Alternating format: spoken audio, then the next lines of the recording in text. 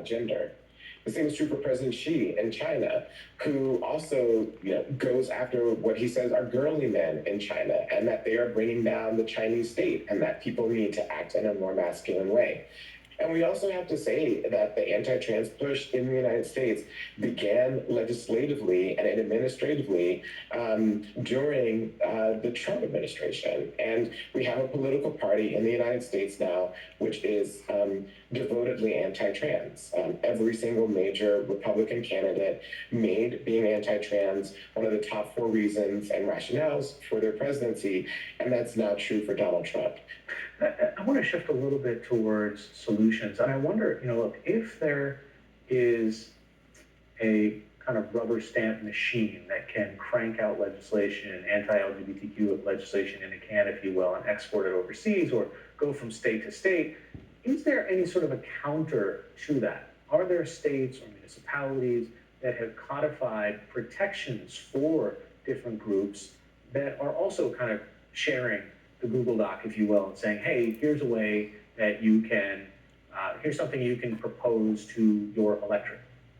That's right. I mean, there are states that are doing that, and it's a part of what you may think of as the usual suspects. So Maryland has declared itself as a sanctuary state for trans people. Minnesota has declared itself through legislation a sanctuary for trans people. That is to say, you can come here, be treated equally, have access to health care, etc. The same also happened in San Francisco, and there are pushes to do that in even more places. And so I think that we are seeing that pushback, but I think that it's also with a hint of sadness because people deserve to live in places that they call home.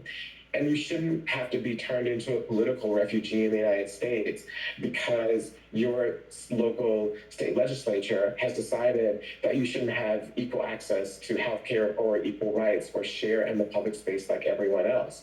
And so while those are hopeful signs, we also have to understand the pain of people who literally, I've talked to parents who are staring up at the ceiling at night, wondering if it's time for them to move their entire family to another state when they've lived, for instance, in Texas for 5 generations.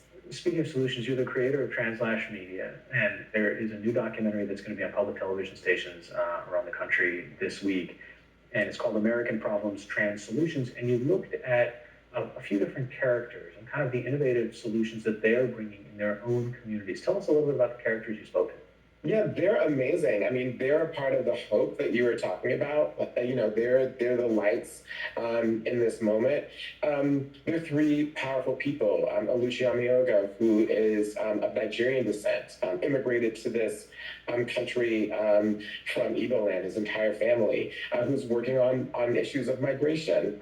When I look back on my life, I really want to say we shifted how people see Black trans people, how people see migrant folks.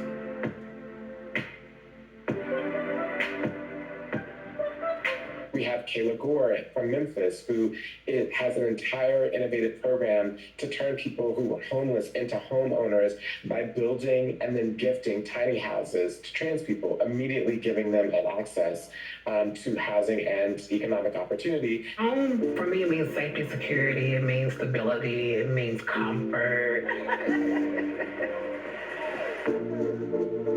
Growing up, that wasn't even a question of I would have a place to lay my head.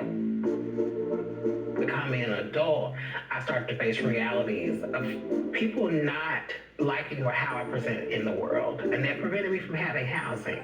And lastly, Brianna McCree, who is in San Francisco, who through the transgender district there has an incubator program for trans entrepreneurs where once you go through this program, you get $10,000 to start your business in a way to try to avoid the discrimination and the need to do things like engage in sex work if that's not something that you want to do, because you're able to innovate and have that funded and financed.